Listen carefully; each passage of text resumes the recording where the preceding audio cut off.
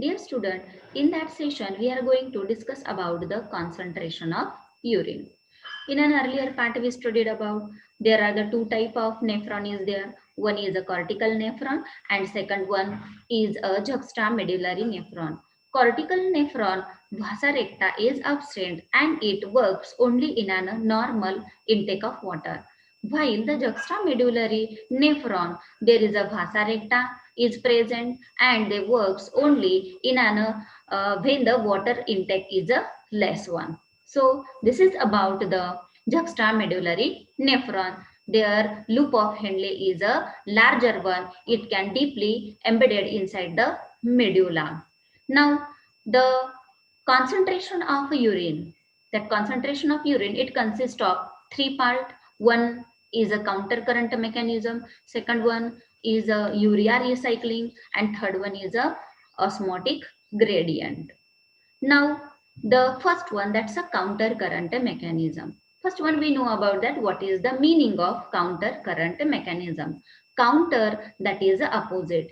Current that's a flow means counter current mechanism means a opposite flow.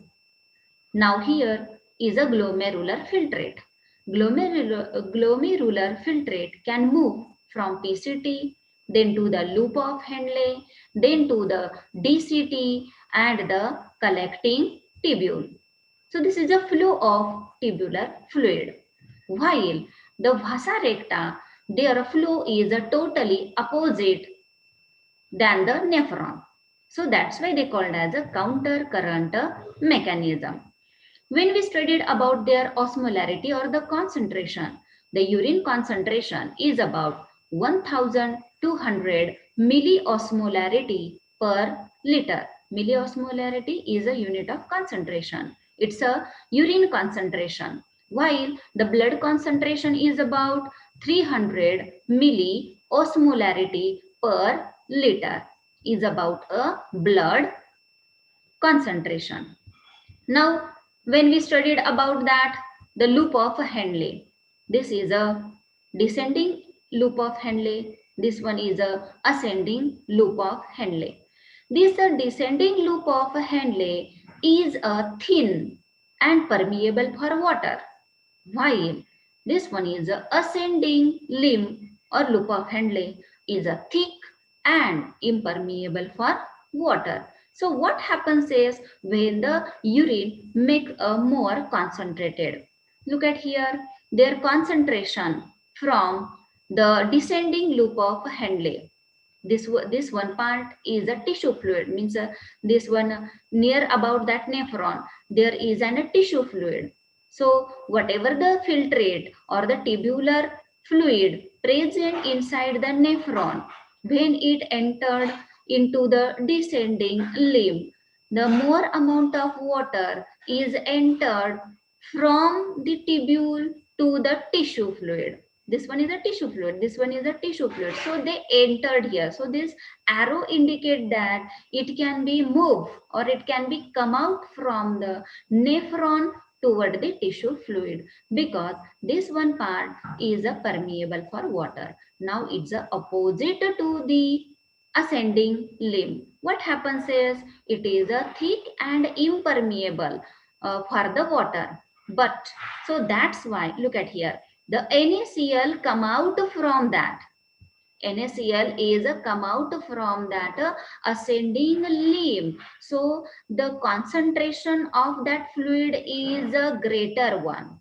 Means from here there is about a 400 milliosmolarity. When again it entered into the inner medulla, it becomes in a 600 milliosmolarity. When deeply inside the inner medulla, again water is reabsorbed into the tissue fluid. So their concentration is increased and it is about a 1200 milliosmolarity. Now, when it entered toward the ascending limb, the NaCl is come out from the nephron to the tissue fluid. That's the NaCl. And when this NaCl is come out from that ascending limb to the tissue fluid, now that tissue fluid is a more concentrated one and which helps to ascending. that descending limb to permeable for water. So permeable for water means the water is come out from the nephron. We know about the ADH. ADH, that is a anti-diuretic hormone, which is secreted in a human brain in a pituitary gland, and their target organ is a collecting tubule.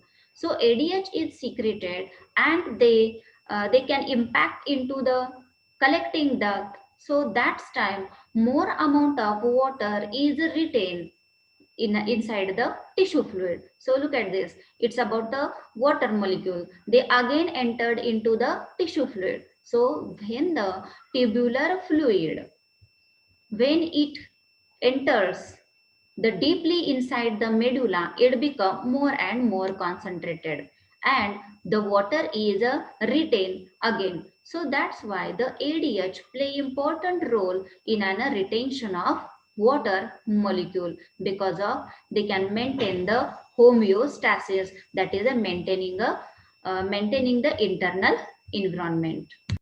Second one point is urea recycling. Look at this. It's a inner medullary part. Inner medullary part. These cells of the renal tubule are the permeable for the urea. So when the concentrated urine is passes toward the inner medulla region, now this urea is diffuses from the renal tubule toward the tissue fluid. That tissue fluid again from entered inside the ascending limb, which is a thin one.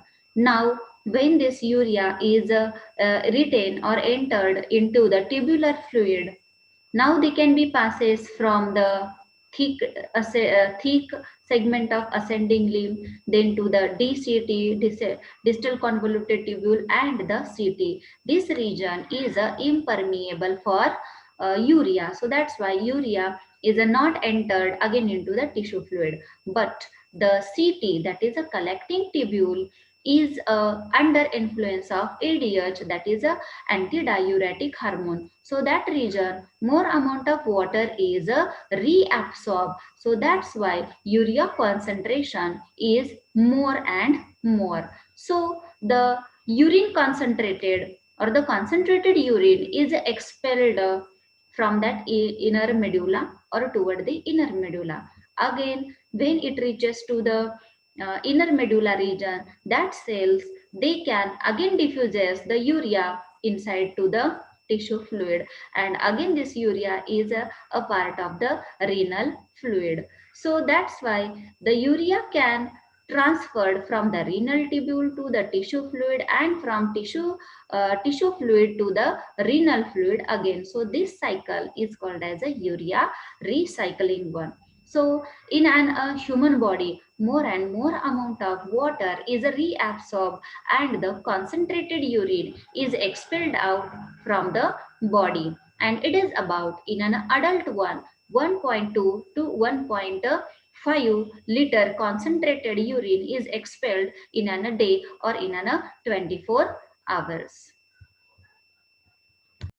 Third one point is the osmotic gradient. Osmotic gradient is essential to the inner medulla for reabsorption of water. Now this osmotic gradient, the vasa recta, it play very important role for the absorption. Like that, the vasa recta, it consists of the two limbs.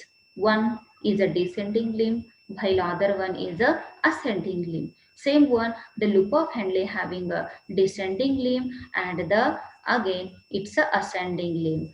Now this osmotic gradient, they helps in an exchanging of substance with the help of counter current exchange system. Look at this counter current exchange system, means there is an opposite flow.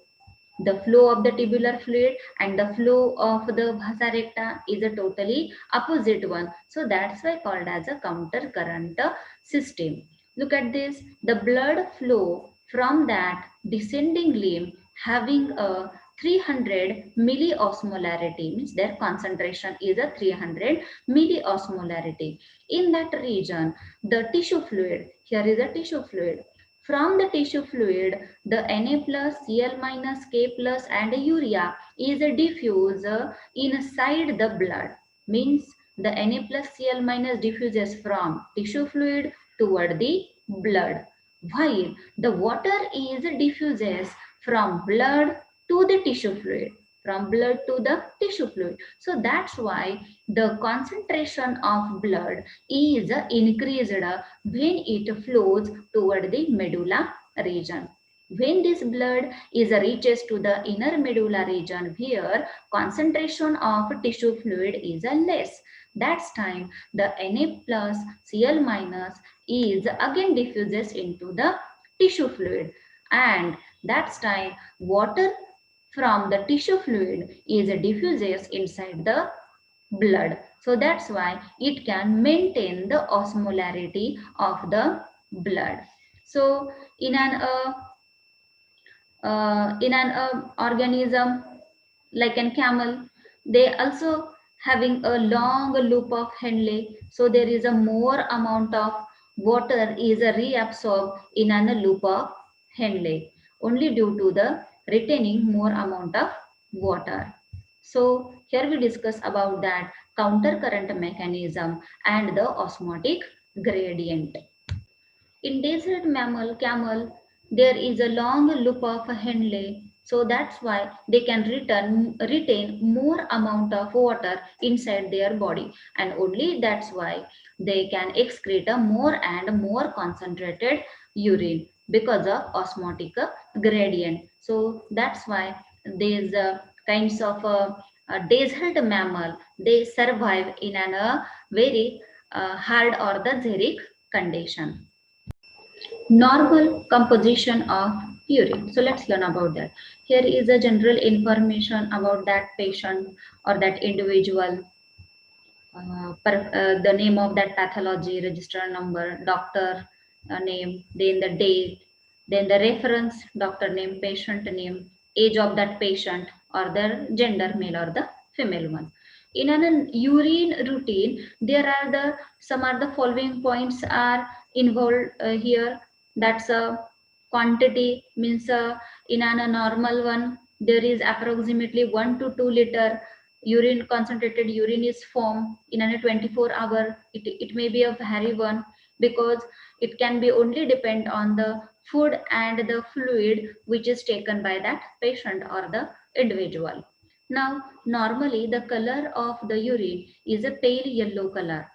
Now this pale yellow color only because of the presence of the urochrome, and urochrome is nothing but urochrome is found in an just the destruction of the bile one. So that's why the urochrome, they gives a color to that urine.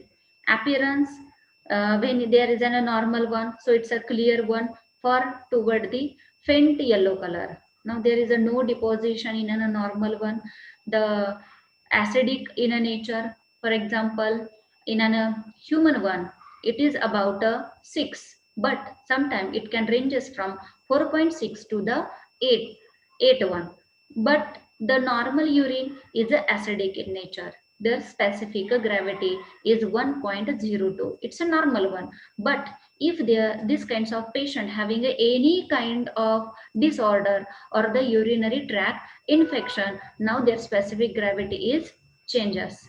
Now in a normal urine report, albumin, sugar as well as a ketone bodies are absent. Bile salt is also absent one. Bile pigments are also absent one. But when there is an jaundice, कावीळ जर असेल तर मात्र या ठिकाणी त्याचा जो report आहे तो इथं प्रेझेंट आणि मग त्याची अमाऊंट या ठिकाणी इन्क्लूड केली जाते.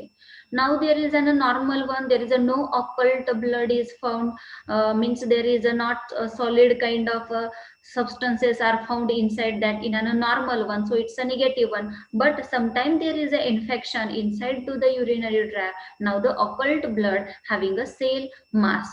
Now the caste is also absent one. So all these thing is related with a normal urine one. But the patient which is a diabetic one or the diabetic mellitus is there, now their sugar is also present one, and it can be ranges in a different individual, but it's a normal one, so that's why sugar is also absent. Now here we study about the another one example. Look at this. It's another one urine report. Their color is a pale yellow color.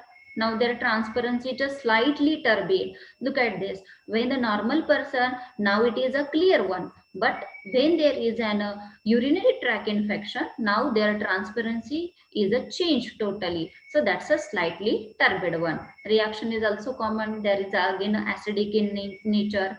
Albumin found in a trace amount, while sugar is a nil. Now in a pus cell, when we study about the occult one, so there is a pus cell, they are found here. Then epithelial cells are also there, RBC, cast and the crystals are not found here. And the miscellaneous, there is a bacteria are also present one. Means that kind of a patient is a 101%. There is a UTI, that's a urinary tract infection, only because of that microscopic examination. So we can easily recognize the what will happen into their urinary tract, or which kind of infection is found into that urinary tract one. So this is about the one is a normal one and another one is a patient's urine report.